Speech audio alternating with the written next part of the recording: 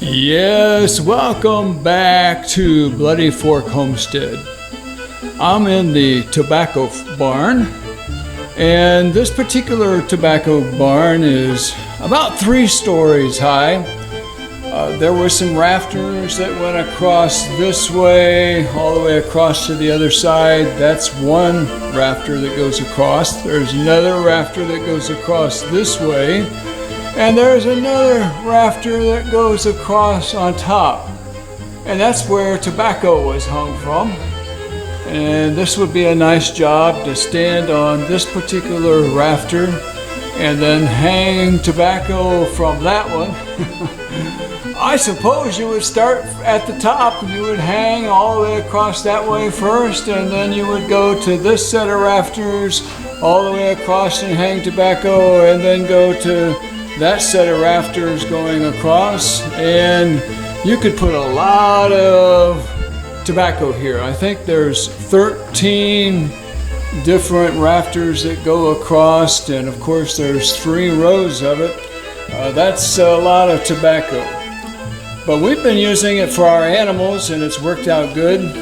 But I needed to do some improvements. One of the things that's happened is that we're missing some boards here and there, and it also leaks, and I'll take you up there in just a moment to show you what I'm doing on top.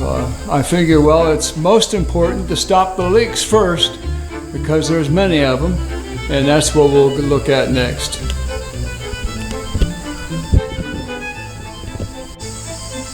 So the question is, how do you go to the top to do some repairs? I did a little repair on this side, a 2.5, 3-story barn to get to the top to do some repairs. Nah, I don't think that's the way to go. I found an easier way, and I'll show you what that is.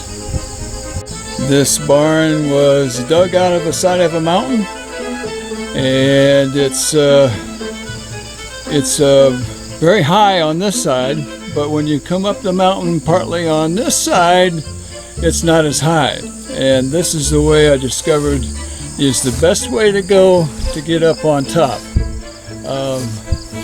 I can get up on the top from over here by putting my extension ladder here and then going up to the top this way. And I'll take you up there and show you what the project is right now. Oh, here I am up on the top of the barn, and I got out of here today. It gets hot with the sun reflecting down on this old tin, and it is old tin. I'm thinking that it's probably 60 years old or so. And one of the things that happens is that the old nails, they deteriorate. After a while, there's a coating on top of this, and they used to nail them to the ridges. And what I've had to do is to come up, pull all these nails up, and I've replaced them with screws that have washers on them. And I don't know, that's a lot of screws. It's a lot of nails. But it was coming up in different places. The old nails weren't holding anymore, so it was time to redo the whole thing. So I'm looking for some cooler days, some cloudy days, because I don't want to be an old cat up on the old tin roof.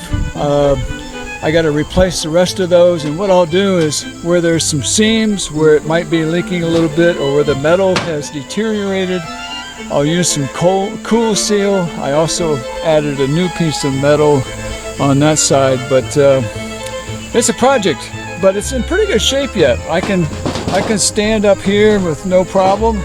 The wood that's underneath this is in pretty good shape. I replaced one piece over on that side, but some of this has been replaced before, like some of this over here.